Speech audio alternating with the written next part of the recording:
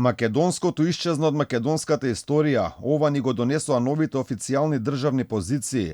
Историчарите жестоко против препораките на заедничката историска комисија со Бугарија. Професорката Наташа Котлар-Трајкова-Залфа вели, директно се удира по македонската историска наука и она за што се борели историските личности, но и што го изучуваат денешните историчари, потенцира дека со политички потези се гази по македонскиот идентитет во текот на историјата. Изваден е македонскиот атрибут, извадена е македонската историска компонента, извадена е, буквално е пренебрегната македонската историска вертикала.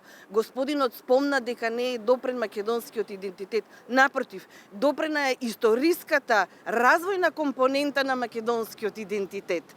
И во антиката, и во средниот век. Ако толку сакале да толкуваат по факти и по документи, тогаш можеле да го внесат и македонскиот атрибут и македонската нарација во сето ова. Изразува зачуденост која светска историја гледале Ѓоргиев и колегите, кога е во прашање цар Самуил, вели многу светски историографи кажуваат една вистина, но македонските историчари, оние од комисијата, се решиле да прифатат бугарската историографија на оваа тема. Нека дадат која е таа светска историографија, бидејќи светската историографија ја знаат и македонските историчари.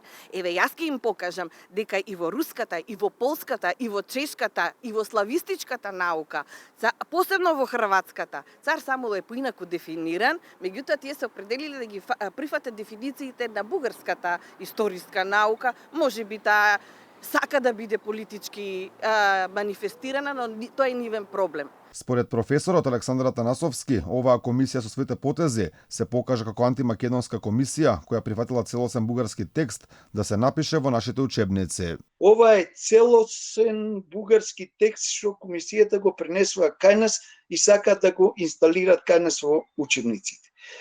Не држи нити историска вистина, нити историски аргументи. Се што е кажано лаички. Нормално, тие се турколози, двајцата таму историчари, и овој што се откажа беше од турскиот период, се откажа после откако го донеле тоа, и другиот што тие го избркавање беше за Втората светска. Потенцира дека во комисијата нема ниту еден член чија струка се историските моменти кои се договорени. Во таа комисија нема ниту еден стручнак што се занимава со античка историја, а тие третираат прашање од античката историја.